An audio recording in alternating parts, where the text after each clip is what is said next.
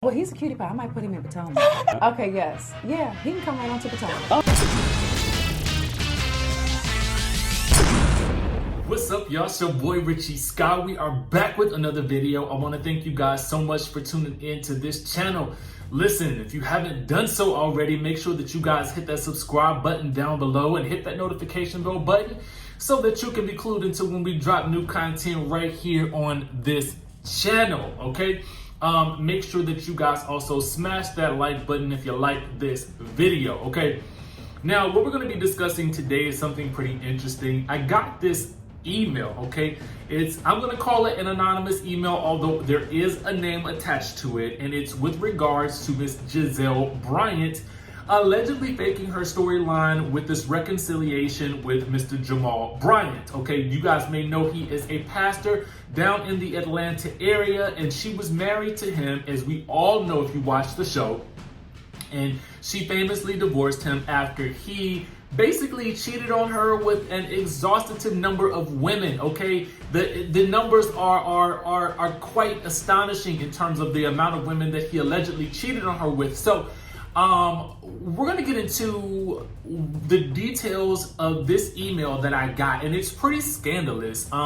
And the reason I want to go ahead and touch on it is because I've gotten this email twice. I'm starting to notice that it's also getting some traction in the blogs as well. So I'm going to go ahead and read it to you guys verbatim, and then we're going to actually discuss the merits of it. I did reach back out to this same source to ask some follow-up questions. I also did talk to a source in the Potomac area who also verified this information, someone close to the cast, and so I'm interested to see where this goes and how it all plays out, okay? So let's get into the details of the letter, and then we'll actually break it all down, okay?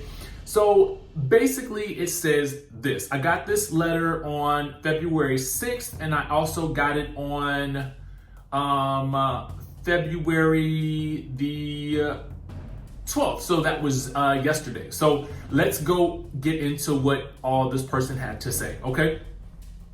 They said, here's some more inside news about GIZELLE Bryant and her made-up fake romance with her cheating, scandalous ex-husband, Pastor Jamal Bryant. I'm reading you the note verbatim. It says, now, first off, GIZELLE is the one that needs the Bravo checks more than Jamal. He's just going along with the storyline for the publicity and the fame. Jamal has always been an opportunist. He loves cameras and any publicity. Now, GIZELLE claims she's forgiven him for everything he did to her, but does she actually want to be back with a man that caused her to have a mental breakdown to the point where she had to check herself into a mental health facility before they got married because of all the cheating and humiliation that Jamal put her through? Now, the source then says that even her own family members, mother, father, sister, and older brother, were embarrassed and humiliated by everything that Jamal was doing to GIZELLE, okay? Then this person says, listen, many people don't know how Jamal had cheated on and humiliated GIZELLE even before they got married and during their whole marriage. A lot of people tried to warn her about him and his cheating ways, but her main motivation was being a gold digger, so she didn't listen to anyone. They've known each other for 20 years, but they've been divorced for 13 years. He made her look like a fool and allowed his other women to disrespect her. He has never been faithful to any woman that has been in his life, including his multiple baby mothers. Jamal has always been a dog, a liar, unfaithful, and unknown notorious womanizer for years. He now lives and preaches in Atlanta at New Birth, but his womanizing ways has not changed even one bit in 2020. GIZELLE expects everyone to believe that he's changed and it's all good and they're all lovey-dovey again, and this is all lies. Again, I'm reading you guys the letter that I got verbatim. These are all allegations. None of this is proven to be true yet, but we'll actually talk about it again at the end of what I'm reading. The source then goes on to say all of the women that Jamal has been involved with over the years have not ended well. He hurt all of them badly, especially GIZELLE, with his multiple affairs with multiple women in his church back in Baltimore, which is allegedly Empowerment Temple. He was unfaithful to the singer Tweet, as well. He also treated the mothers of his other children horrible. Now, she goes on to name names. I'm not going to name these names because these women aren't public figures, so I'm just going to leave their names out of it. So there's one woman that he allegedly had an affair with, and she's the mother of one of his sons. Then there's another woman that he was with while engaged to Gizelle. She is the mother of his daughter, who is 19, who was born in 2001. He married Gizelle in 2002. This goes to show that he's always cheated and been unfaithful to Gizelle. Then there's another woman he was sleeping with, and she is the mother of his 4-year-old son. Now, what was the purpose of her writing a book, My Word, to turn around and go back to embarrassment and humiliation? It makes no sense. Is Gizelle even thinking about remarrying Jamal and trying to be first lady again? This is the second time around. The embarrassment and humiliation will be even worse for her. Let's break it all down, Okay, first of all, let me tell y'all something. I'm a huge fan of Gizelle's on the show. I've always been a huge fan of hers. I think she's a beautiful woman, but I also think that she's a smart woman at the end of the day. With that being said, I don't think here's the thing. Ultimately, if this was a family unit that was organically getting back together, I think that this would be amazing, okay? It would show the power of redemption, and it would be a great storyline for, anyone who is aspiring to maybe look beyond the things that maybe an ex or ex-partner has done, and hopefully that ex-partner is able to redeem themselves in the eyes of, that person's family. We could even look at the Porsha and Dennis storyline to a certain degree to compare it to, but this is obviously much different and much worse. Given the magnitude of the way that this man allegedly cheated on her, there is no way on this earth that I would ever consider going back to someone who did me that dirty.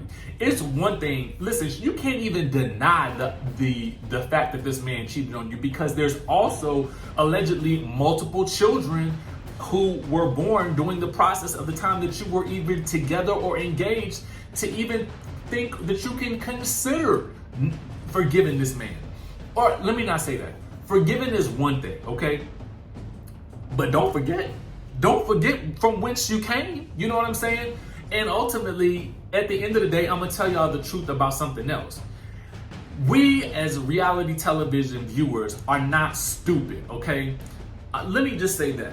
So if there is some fakerization happening, which I don't want there to be on my reality shows, even though I know that there is, at least try your hardest to give me a convincing storyline. And if you have none, it might be time to go.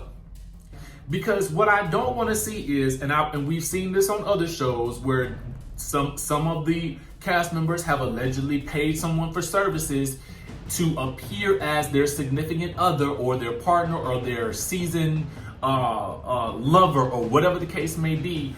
I don't really understand this. I guess there is so much pressure from the network to be married or to have some sort of family or to be in a relationship that a lot of these people or these women on this particular franchise, Real Housewives, fall victim to this idea that you have to be in some sort of visible relationship in order to be successful or to be seen as a housewife.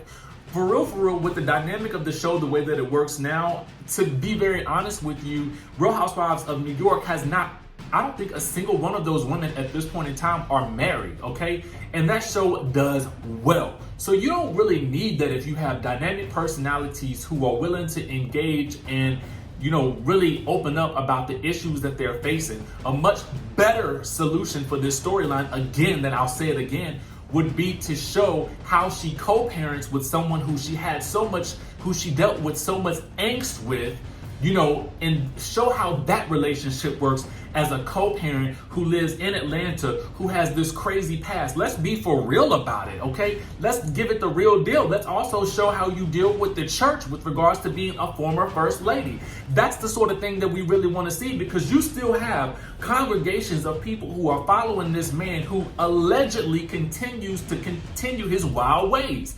At the end of the day, I'm not trying to judge anybody right now. I'm really not, because whatever people do and however they make it work is their business. Just don't bring that stuff to my reality shows where we now got to talk about these fake and phony storylines. That's not something that I want. And I don't even think, if Gizelle, if you're watching, you know how I feel about you. At the end of the day, you have enough to go on that you don't ever need to do something like what this is alleging right here. This is my plea and my cry to you, okay? You got enough going on. You're a businesswoman. You're a mother to 3. You are a daughter. You have a homeowner. There's so much else going on in your life. And if production is not willing to take that and make it into what you actually are doing, then we don't necessarily, I don't know if this is the show for you, okay? And I'm not necessarily trying to go off. I'm just giving you guys my perspective as a Real Housewives of Potomac fan and as a Gizelle Bryant fan. Being very, very clear and transparent. If all of this is true, Gizelle, you need to run and run fast from this man, okay? I don't care what it's going to do for your storyline. I don't care how good it's going to look. You don't need it. We don't want it, okay? We don't want to see no fakery. We don't want to see no fudging of any type of situation. I don't care what the check is looking like, okay? Because at the end of the day, the audience is going to see through it. The viewers are going to look, and we're going to be looking. We're now actually going to be dissecting this entire situation with a golden eye, okay? With the golden eye, okay? And this goes for you too, production. If you guys are doing any type of fakerization with this storyline, we're going to be picking up on it, and we're going to talk about it, okay? So let me know what you guys think about this situation down in the comment section below. I know I went on quite a tangent with this storyline, but I'm very passionate about what we talk about right here on this channel. It means a lot to me that we're actually able to talk about storylines that are real, that are true, that are authentic, that make us laugh, that make us cry, that get us upset. You know what I'm saying? So comment down below what you guys think about this situation. Let me know your thoughts on it. And make sure you guys hit the subscribe button, hit that notification bell button, and I will see you guys. And then side note, the people are screaming that this man is talking to Malaysia. Now, is that true? I don't know. I really don't know. But that's the word that I keep getting. That's the word on these streets, okay? So, Gizelle, beware, okay? Beware, okay? And Pastor Jamal Bryant, if these things are true, let's do better in 2020. And with that, y'all, I'm out.